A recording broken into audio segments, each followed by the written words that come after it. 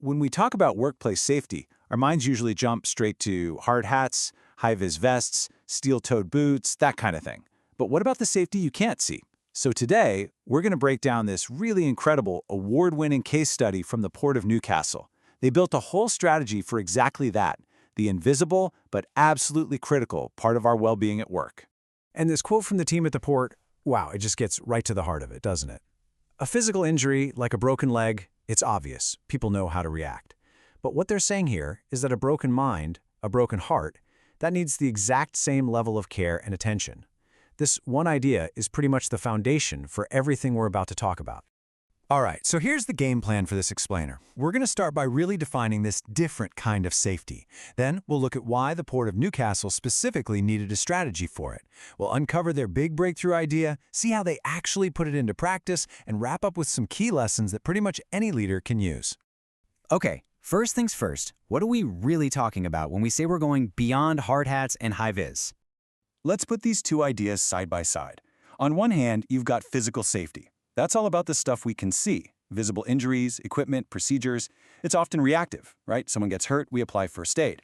But psychosocial safety, that's about the parts we can't see. It's about preventing that invisible harm before it happens. And it's all focused on relationships and how we talk to each other. So what does that actually look like day to day? Well, for the team at the port, this isn't some vague corporate buzzword. No way.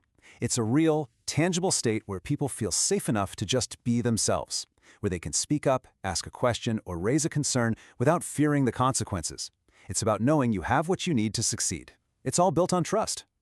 Okay, so that brings up a big question. Why did the Port of Newcastle, of all places, feel the need to tackle this head-on? What was their specific challenge? So you'd think a massive operation like a port would have thousands of employees, right? Well, get this. The Port of Newcastle directly employs only 135 people. And that number, that surprisingly small number, is actually the key to understanding just how complex their situation really was. Because even with that small core team, they're sitting at the center of this huge, intricate web. They coordinate work for thousands of contractors. They manage massive tenants in coal, grain, fuel, you name it. So their influence and their responsibility, it stretches way beyond just those 135 employees.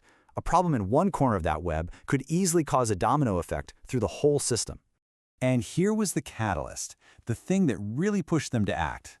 They were seeing a growing risk of psychosocial claims. This wasn't just a nice-to-have HR project anymore. It was a serious business risk and a human risk that absolutely demanded its own dedicated strategy to get ahead of it. So this brings us to the real turning point in their story. They knew they had a problem, but they needed a solution. And what they landed on, well, it was kind of beautifully simple. So the team, they did all their homework. They read through the official codes of practice, all the legal stuff, the lists of hazards. They did the due diligence. But after all that, what was the one breakthrough idea that tied it all together for them? That was it, just two words: strong relationships. This became the absolute core, the central organizing principle for their entire strategy.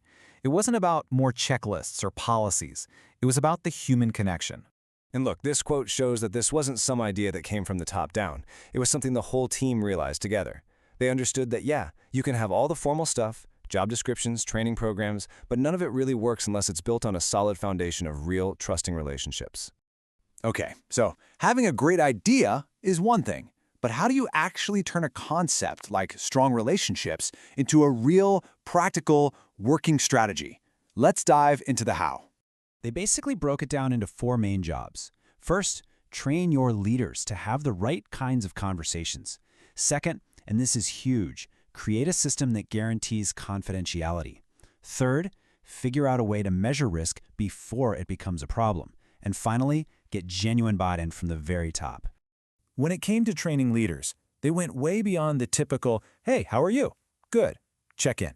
They brought in trainers who taught them how to have genuine, meaningful conversations. And this idea of going towards the pain, that's powerful. It means you don't avoid the tough topics. You go right towards the heart of the issue, because that's the only way you're ever going to get through it. Now, confidentiality. This was non-negotiable. For physical hazards, they had their usual open reporting system that everyone could access. But they just knew, psychosocial issues were different. So they built a totally separate, standalone system with super restricted access. Why? To guarantee absolute privacy and build the trust people needed to actually use it. And to be proactive, they brought in this special tool called Flourish DX. Now, this is not your average employee engagement survey, not at all. It's a targeted, anonymous pulse check that's designed specifically to identify psychosocial risks department by department. It lets them see warning signs and step in before a small issue becomes a full-blown crisis. And finally, getting the executives on board. This was smart. They built a case that had something for everyone. They appealed to the company's core values, like well-being. They pointed out the very real legal risks. And of course, they showed how it all impacts the financial bottom line. No matter what a leader cared about most, one of these three angles was going to resonate. So we've covered the why, the what, and the how. Let's try and boil this all down into some clear, actionable lessons for any leader out there listening. All right, here are the top 3 tips straight from the team at the Port of Newcastle. First, build a joint approach. This can't just be an HR thing or a safety thing. Everyone from the board on down has to be in. Second, really see your people. Remember, you're leading humans, not robots. Their well-being is the business. And third, be brave. Don't run from the tough conversations. Go towards the pain to get through it. And that really leaves us with one last question to think about. Your workplace, I'm sure, has a plan for physical safety. You know where the first aid kits are. You know the procedures. But does it have a plan for a difficult conversation? A plan for building the kind of relationships that stop that invisible harm from happening in the first place? That's a question really worth asking.